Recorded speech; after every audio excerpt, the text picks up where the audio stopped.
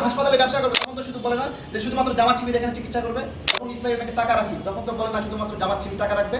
তারা বলছে কোটি কোটি মানুষের কর্মসংস্থান করবে, কিন্তু তাদের প্রতিষ্ঠান থেকে জামাত শিবিরের বাইরে কেউ হলে বের করে দিচ্ছে। জামাত যখন বলতেছে ইসলামী ব্যাংক তাদের প্রতিষ্ঠান না, ঠাকুর ঘরে কে রে আমি কলা খাই নাই, ইবনে সিনা এগুলো তাদের প্রতিষ্ঠান না, সুতরাং তারা নির্বাচনে অংশগ্রহণ করতে পারবে। ঠাকুর ঘরে কে রে আমি কলা খাই নাই, বুঝতে পারছেন?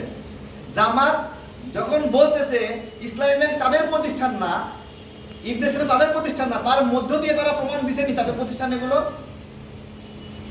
জামাত শিবিরের নেতাগুলোদের তো ভয় নাই, তাদের মধ্যে করে ব্যবসা প্রতিষ্ঠান বানায় নিছে সেখান থেকে। এবং দেখেন গত কয়েকদিন আগে 5,000 লোক এখান থেকে বের করে দিল, সেখানে প্রতিবন্ধীদের বের করে দিয়েছে। এবং তারা একটা মিথ্যা ছড়িয়েছে যে এরা নাকি অনার্স মাস্টার্স করে নাই, এরা নাকি এসএসসি পাস, তাদেরকে নিয়োগ দিছে।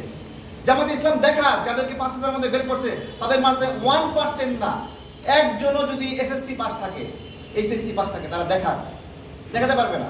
একটা মিথ্যা গুজবের রস ছাড়িয়ে তারা এগুলো প্রচার করছে। তারা বলছে কোটি কোটি মানুষের কর্মসংস্থান করবে, কিন্তু তাদের প্রতিষ্ঠান থেকে জামাত শিবিরের বাইরে কেউ হলে বের করে দিচ্ছে। আজকে আপনারা বুঝতে পেরেছেন 5,000 কর্মীকে বের করে দেওয়ার উদ্দেশ্য কি? এই লোকগুলোকে পরিবর্তন করে জামাত শিবিরের লোক ঢুকাবে এবং তাদেরকে দিয়ে নির্বাচন করাবে। এই ধরনের প্রতিষ্ঠান তো বাংলাদেশের স্বাধীনতা এবং সার্বভৌমত্বের বিপরীত, যেখানে একটা নির্দিষ্ট রাজনৈতিক দলের লোকেরা শুধুমাত্র চাকরি পাবে।